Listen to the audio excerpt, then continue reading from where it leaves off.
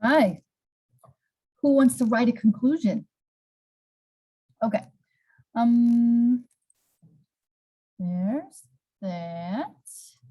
That's not it. That's not it. There it is. Okay. So if you've missed any of the stuff that we've done, we did put our essay into MLA format. So my font is 20 because I'm showing it on the screen, so I need it to be big. But your font should be 11 or 12 because that's what MLA format says.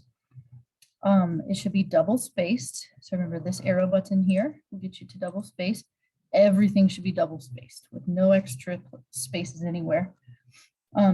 We did the heading. Yours should match mine.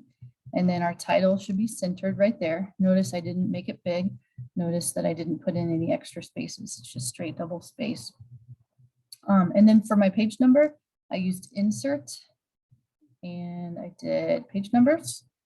And I chose that one right there because that will give you page numbers right there. And then we add our own last name in front of the number with a space.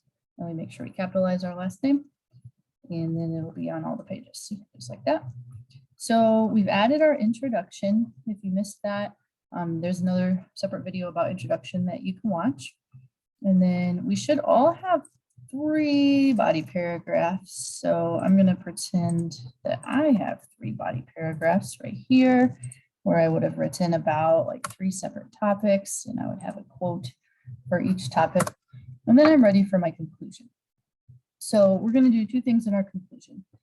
The first one is we're going to restate our thesis. So if you want to just get it over with and do it easy, all you got to do is go back up here, grab your thesis that you wrote in your introduction and start your conclusion with that. Now, if you're like, I'm a good writer, I want to make this good, you can rephrase it, right? So you can like find a way to say it in a different way, but still the main ideas.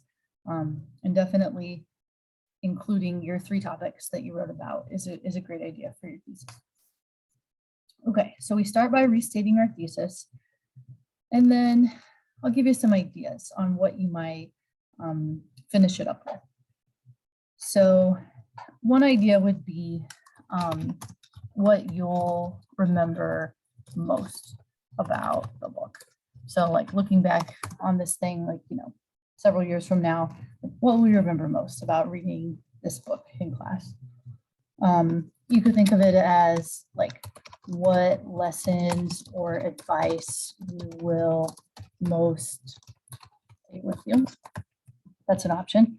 So you could be like, man, like I really liked Maury's advice on being fully present, and I'm going to make more of an effort to pay attention to the person that I'm with and actually like look at them and think about them and talk to them instead of like doing my phone when I'm around them. So you could kind of do that. Or finally, another option would be you could do like a little book review. So you could tell what you liked or disliked about the book, what you liked or disliked about the book. This would be like your opinion on the book itself.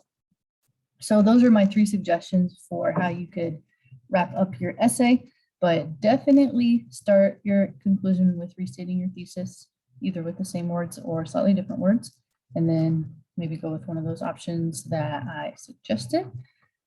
From there, the last thing we're going to do is edit the essay.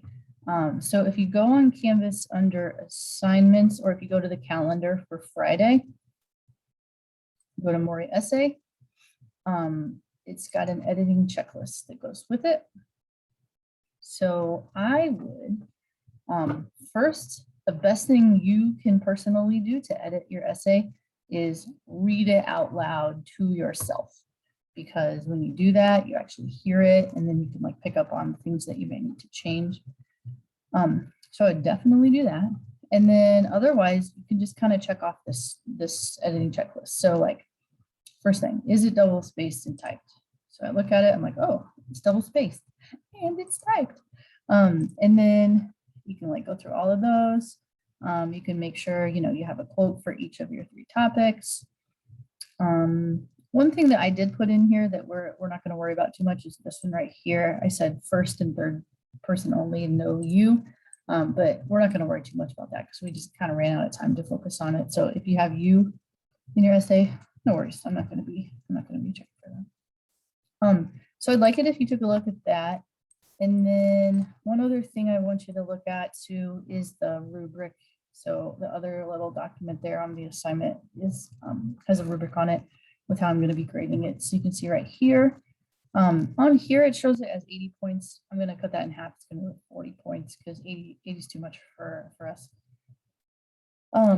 We haven't made a works cited page. We're kind of out of time at the end of the semester here, so that's not going to be a part of it. But everything else is, so you can see like having the quotes is part of the grade, and then the specific examples from the book in your life, and how you're going to apply it to your life. Like that's the most part of the points. So take a look at that for sure. And then we're going to print them and we're going to turn them in. And then that's it. And then we wrote a beautiful essay. If you're at home and you're watching this and you need your notes, just let me know. Send me a message and I'll take pictures of your notes for you and send them to you. All right, thanks for watching. And whether you're at home or at school, if you need help on the conclusion or any of the other stuff, just let me know and I'll help you as much as you want. And that's it. Peace out.